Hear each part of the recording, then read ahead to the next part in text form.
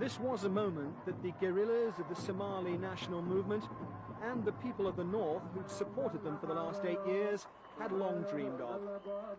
This was Hargeisa, the capital of northern Somalia, a few days ago, where the people and the fighters celebrated the end of their civil war with a declaration of independence.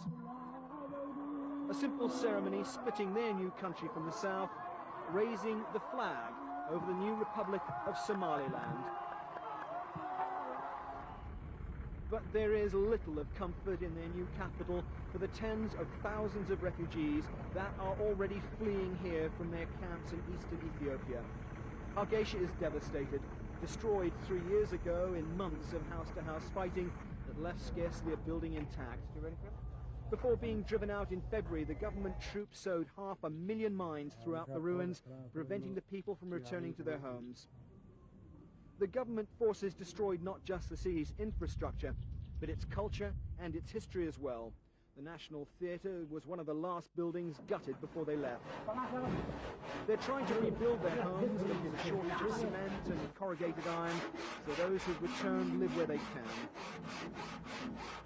Nomads whose livestock died in the drought build their traditional tents among the ruins. They're even squatting at the airport, sleeping in the hangars beneath the wings of the MiG-19s, the abandoned aircraft that had inflicted such terrible damage on Hargeisa. Northern Somalia is a region that can no longer support its existing population, let alone cope with an influx of refugees from Ethiopia. It's very serious. We're talking in a total lack of administration, police, schooling, health facilities. Everything has been systematically destroyed or ignored or not maintained. Along the dried up riverbed, the people are returning to their traditional source of water. The government troops blew up the pumping station, but the supplies are fouled and contaminated. Cholera has already been reported. Healthcare is virtually non-existent. This is the casualty department that serves the capital and its surrounding districts. Marginalized first by the Gulf War and then by Ethiopia, aid agencies have been slow in responding to Somalia's needs. There is no United Nations presence in the country. While the world's attention turns belatedly to neighboring Ethiopia, the sheer scale of the disaster facing Somalia remains catastrophic. The war didn't just destroy the country, it physically split it in two.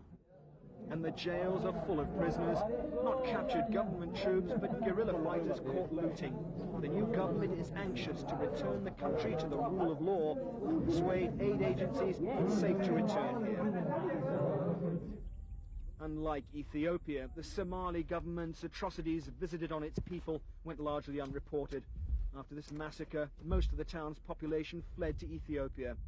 Now, as they prepare to return, the people of the north are seeking not just the world's attention, but its help and assistance in coping with a potential disaster over which they now have no control. Peter Sharp, News at 10 in the north of Somalia.